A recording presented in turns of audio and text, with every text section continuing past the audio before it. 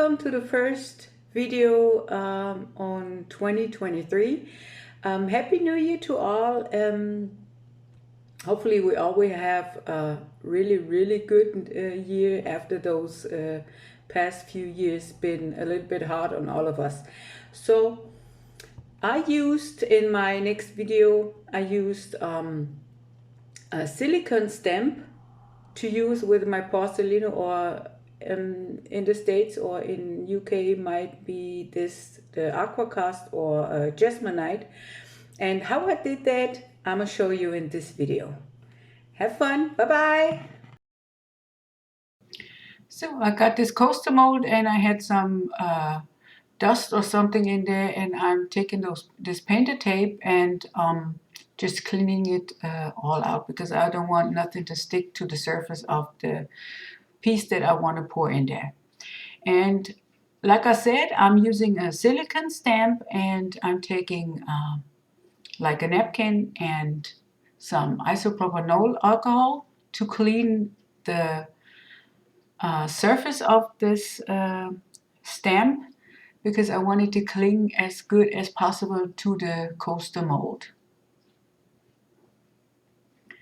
And that didn't really work all the way like I wanted to, even though I cleaned it up, because this stamp was like bowed already, even though I haven't even used it yet. But as you can see, it's not really sticking on one side to the coaster mold. But nevertheless, if there's seepage, you just get rid of it with your fingernail, and that's it. So I mixed up my Porsalino, which is like Aquacast or Jesmonite, but this is like a really liquid kind of mixture, as you can see. And because of the stamp being or having such intricate details, I needed something that was a little bit more liquid to just get in all the spaces and cracks of this stamp. And now I'm giving it a shimmy and a shake just to get rid of some air bubbles that might have been stuck in the material. So now I'm demolding. It's about 3 or 4 hours later, and as you can see, I have a little bit of seepage, but because the Porsalino is still not all the way hardened yet, and this is just a thin layer of that material, it comes off just like that. So there are no problems getting it off.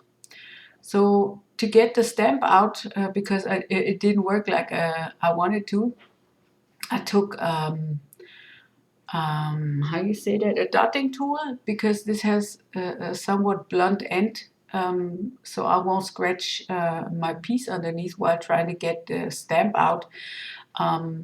Yeah. If you have a little bit of a lift, it comes out right, like really easy.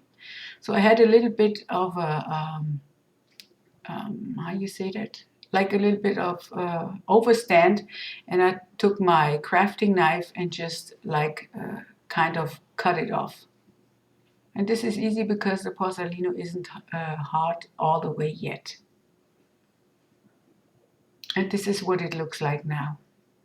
And you can see every little detail in that piece. So I got here Chameleon mica powder, and I wanted to dust the coaster inside, but as you can see, that didn't work. It didn't do anything to it, so I just poured some gloss varnish into my little cup, and then I put the mica powder in there, and that did work.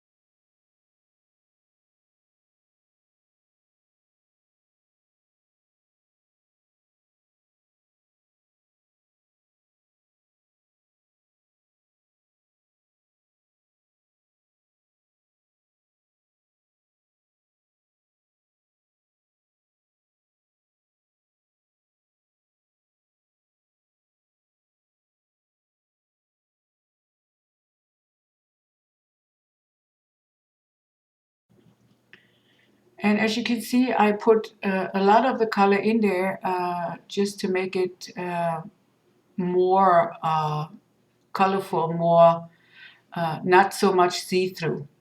And I didn't like the way that the raised pieces did not show, so I took a napkin and just wiped the pieces off that I didn't want. And there you can see this is now the mica powder with the chameleon effect, and yeah.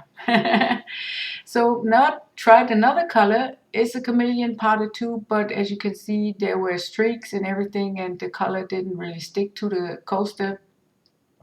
So what I decided then, I took a little sponge, one of those makeup sponges, and just tapped the color on there.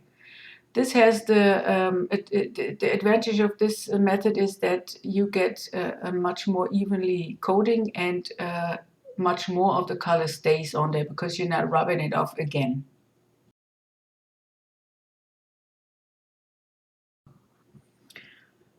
And once that was dry, I didn't really like the looks of it, and so I decided to put some Goldleave on it. And this is like Guildingglue, and this is the one I used. So I divided my rim evenly spaced, and now I'm painting on the Guildingglue. And I put the Guildingglue on the pieces where I want the gold foil to stick to.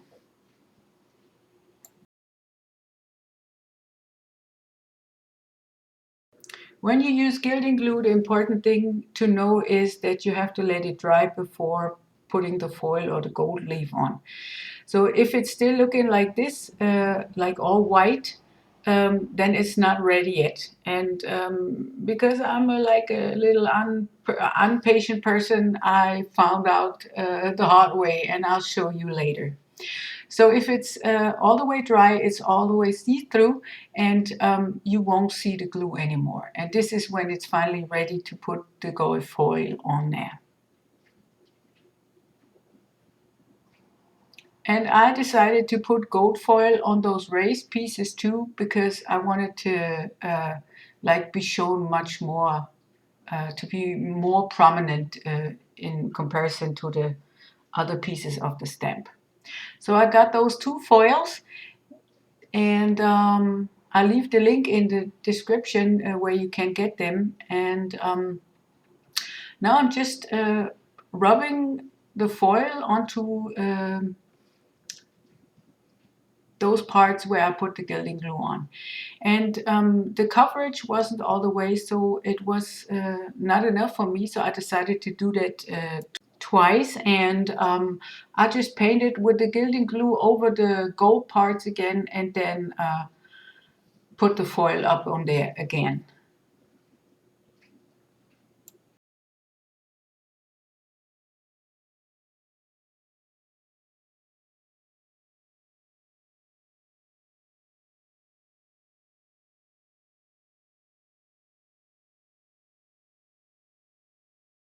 And here you can see me doing that, putting the glue down the second layer.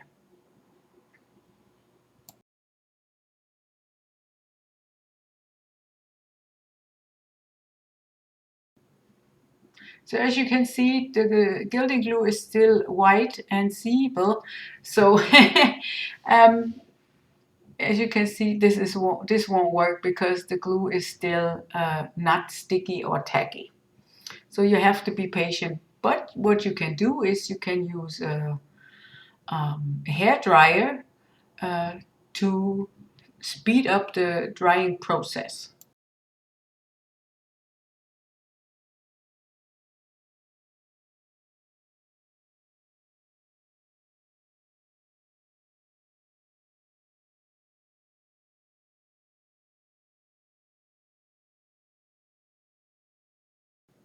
So, and this is what it looks like up to now.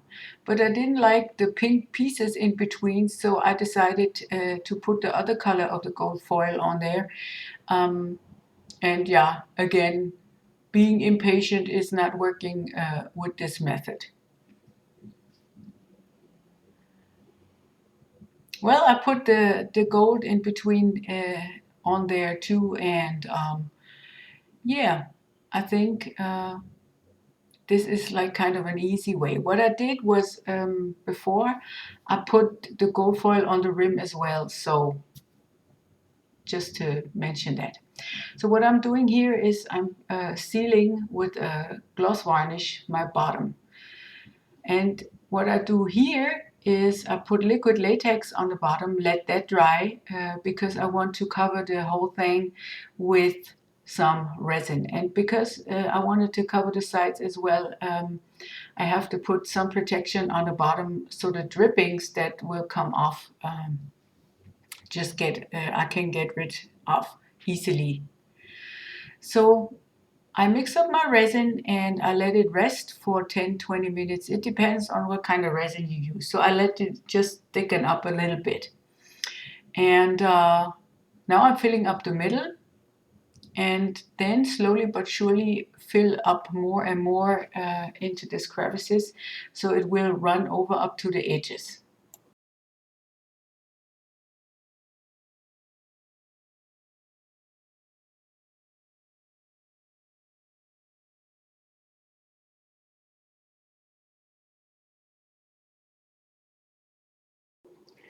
I'm helping the resin now getting to the edges,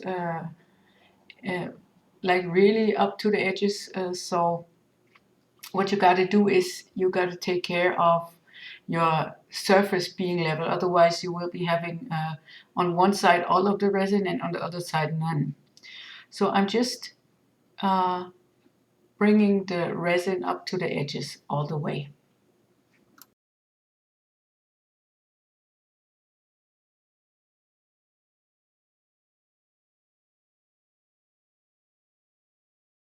And I keep putting more resin on there, and I want it a little bit not to overflow but to dome a little bit. So this has a nice rounded surface up to the edges. And as you can see here, I have bubbles coming out of that coaster thing, and you just get rid of it with a lighter or something. I was surprised that the bubbles came out there because there must have been a bubble into that inside of that material. So even though I sealed it with the gloss varnish, it still did come out. So I popped the bubbles with a lighter, and yeah, there are more bubbles to come out, as you see here. The arrow shows it, and yeah, it's reasonable to check like half hour or an hour later again whether you have bubbles or not. Now I'm trying to get the resin to stick to the rim, but that didn't work this way, so I in the end used just my fingers.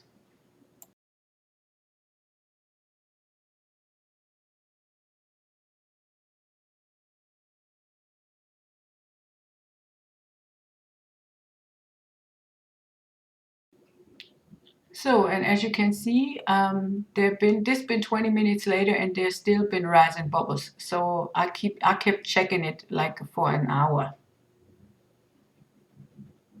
So this is the piece that is finished. Now the only thing that is left to do is take off the liquid latex that I put on there with the drops and drips, and then we're finished. So I hope you liked my video and my project, and if you did, I would appreciate a thumbs up or maybe a subscription onto my channel, and this would really help me, and I'll be really thankful for y'all. Thank you. Bye bye.